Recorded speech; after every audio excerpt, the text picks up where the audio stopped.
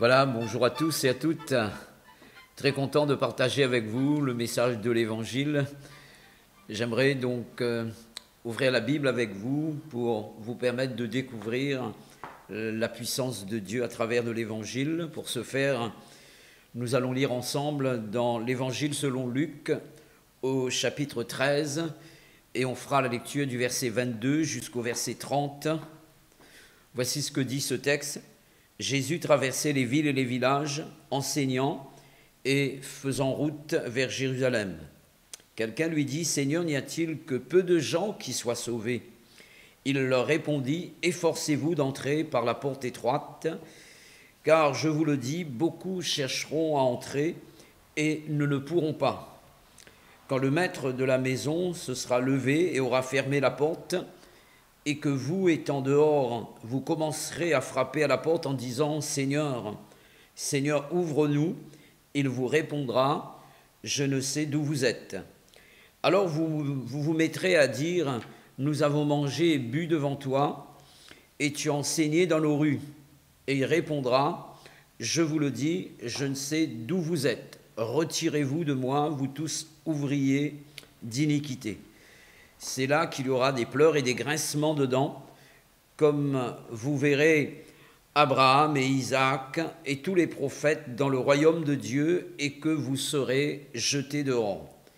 Il en viendra de l'Orient et de l'Occident, du Nord et du Midi, et ils se mettront à table dans le royaume de Dieu.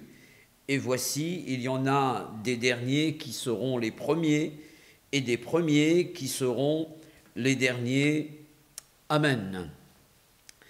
J'aimerais m'entretenir avec vous à partir de ce texte sur deux vérités fondamentales du christianisme.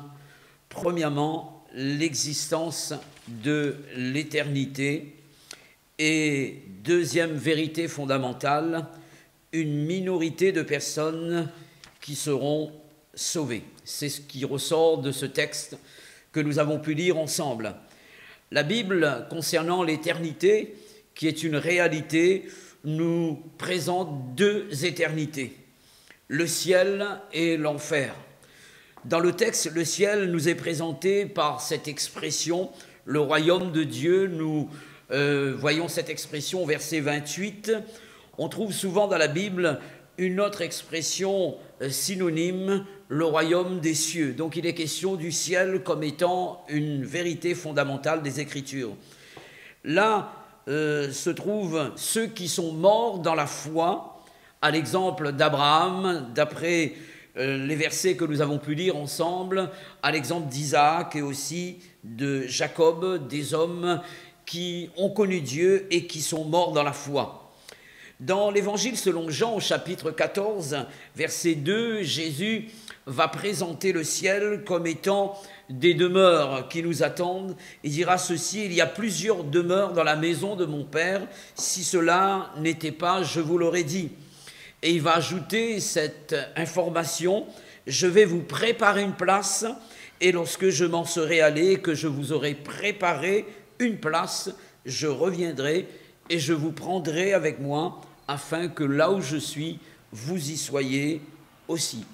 On voit bien que l'éternité existe et le ciel est une réalité. Deuxième éternité, c'est l'enfer. Il faut en parler également puisque l'enfer existe. Dans le texte, il nous est présenté par ces deux expressions, lieu où il y aura des pleurs et des grincements de dents. Nous le voyons au verset 28 du texte. Et pourquoi cela? À cause d'une souffrance éternelle. Et il y a une autre expression qui est mentionnée dans le texte qui parle de l'enfer. Jésus parlera de ceux qui seront jetés dehors. Et ce mot « dehors » exprime un lieu en dehors du ciel. Il est question de l'enfer, bien entendu. Dans le livre de l'Apocalypse, la Bible parle de l'enfer et le présente comme étant l'étang ardent de feu. Le fait que ces deux réalités existent, le salut est donc quelque chose d'indispensable et aussi de précieux pour l'homme. Alors la question qui s'impose à vous qui écoutez donc l'Évangile, est-ce que vous êtes sauvés? c'est une question qui demande réflexion et qui demande réponse. Nous avons besoin d'être sauvés et Jésus présente le salut comme d'une réalité. La deuxième vérité fondamentale est celle-ci, d'après le texte: une minorité de personnes seront sauvées. Réalité reconnue par l'une des personnes présentes lors du discours du Seigneur Jésus ce jour-là. Voici la réflexion de la personne ayant entendu Jésus prêcher: « Seigneur, n'y a-t-il que peu de gens qui soient sauvés ?» Et pourquoi cette situation tragique? Une minorité de personnes sauvées, peu de gens sauvés. Est-ce de la faute du Seigneur si le résultat est ainsi? Pas du tout. Étant donné que Jésus lui-même dira dans Matthieu chapitre 22 verset 14 « Car il y aura beaucoup d'appelés ». On voit bien que dans le cœur de celui qui adresse l'appel à l'humanité, il est question de Dieu, il est question du Seigneur Jésus. Dieu s'adresse à beaucoup de personnes. Il va parler de beaucoup d'appelés. Force est de constater que le résultat ne vient pas de Dieu, mais de l'homme.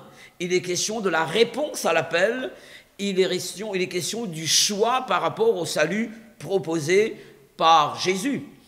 Dans 1 Timothée chapitre 2 verset 4, l'apôtre Paul va dire ceci, que Dieu, notre Sauveur, cette précision est apportée sur la personne de Dieu. Dieu est notre Sauveur. Il se propose à nous comme étant le Sauveur.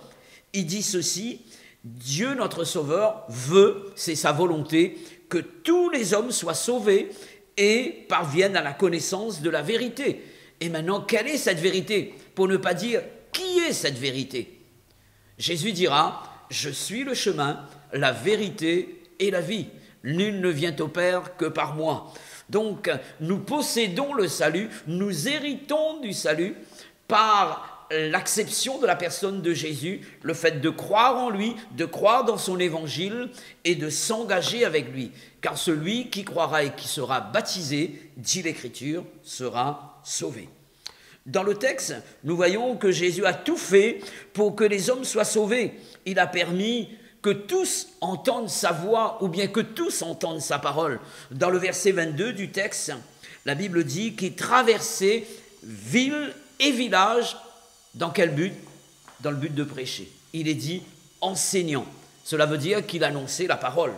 Dans son cœur, on voit bien le désir de permettre à toute personne d'entendre sa voix dans le but d'être sauvé.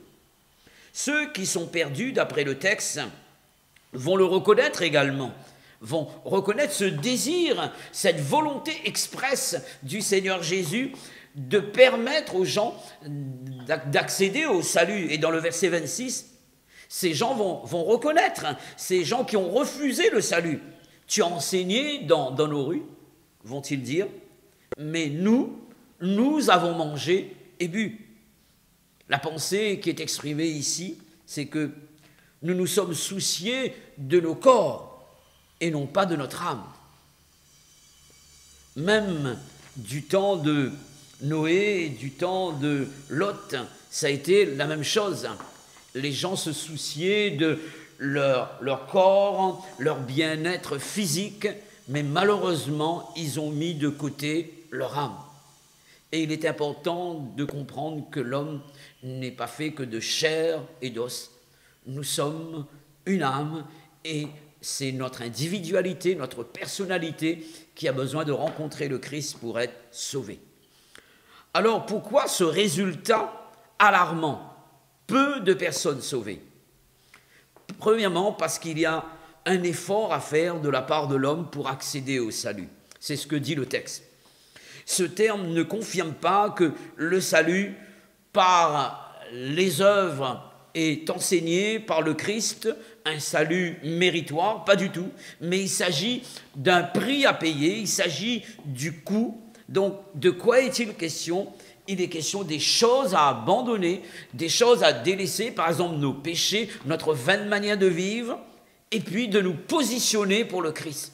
Ça demande du cran, ça demande un effort, ça demande une persévérance, ça demande un choix, une décision.